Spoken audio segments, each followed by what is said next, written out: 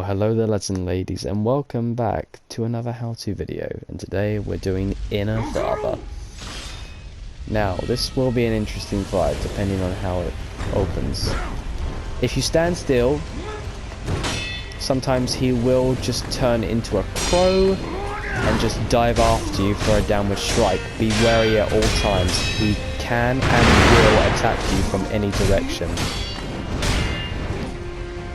Keep the pressure up, get in there. It's the same as the previous fight with just a few more nuances to it. At least in the first phase.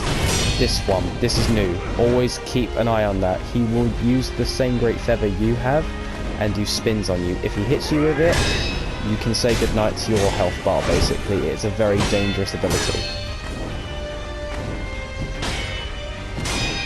Dodge through him. Never stab forwards towards him. Even when you think you're safe, he will step on your sword and stab you. Like that. Sometimes you use the smoke to cover him. Be wary when that happens. If you counter this one, you can get a free hit on him as well, so be wary of that spinning maneuver. Sometimes you'll go straight into a third technique. You can get an attack off of that second attack, but it didn't work because he went into a third technique. So just keep an eye out for that when you see it. Remember, if you see smoke in front of you, he's planning something. So either block or be prepared to counter, because it will come for you and it will open your butthole. I dodged too early. We're just going to heal. Boom. Get some pressure on. Hit, boom, boom, and then hit. Now the second phase, I'll explain it as we go along because it gets a little bit confusing.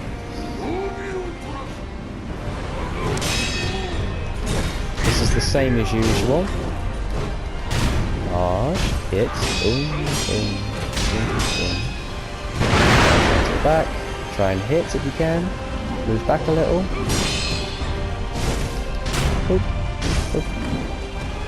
Now, he will use his fire owl. It has two new directions now. Well, it's not really a direction, it's angles.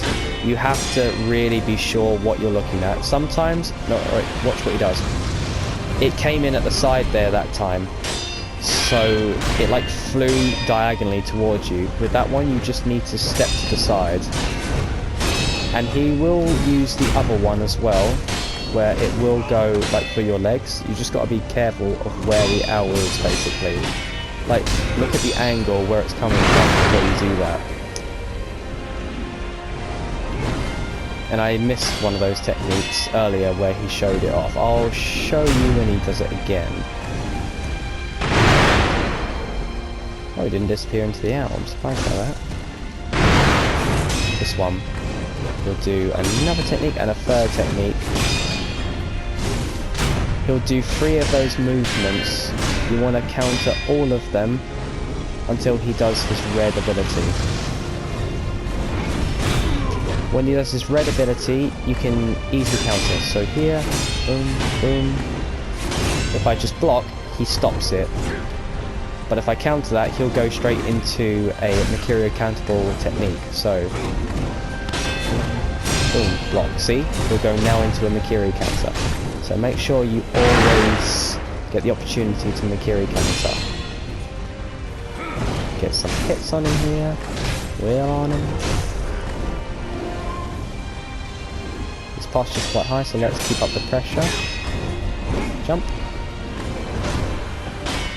You can just block that. You don't have to parry everything.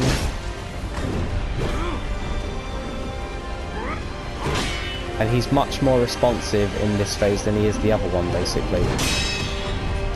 So if you go too early or too late, he'll still swing at you. He's just more reactive this way. Dodge. Don't worry if there's a pillar in the way, he will scooch around it, so be wary of that whenever there's a pillar in his way. Ah, I fucked that one up. Heal. It's all good. Ooh. Step back.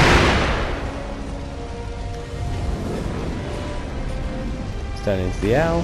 Sometimes he will turn into the owl for that very reason, just to fuck with you. Ah, fucked up. That's the thing, you have to be careful about your posture meter. If it's too high and your health is too low, then he can punish you for that. You can also jump to the side to avoid that as well.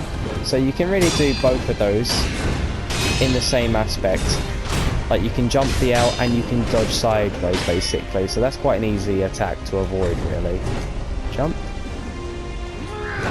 When he goes, then dodge around him, so he'll always have at least a glancing strike towards you. Alright, he's doing it again.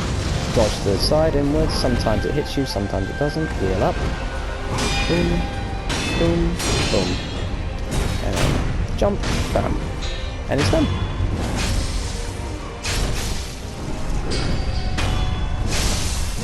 So remember, with him, he is very aggressive, very fast, and he will hit you from any direction.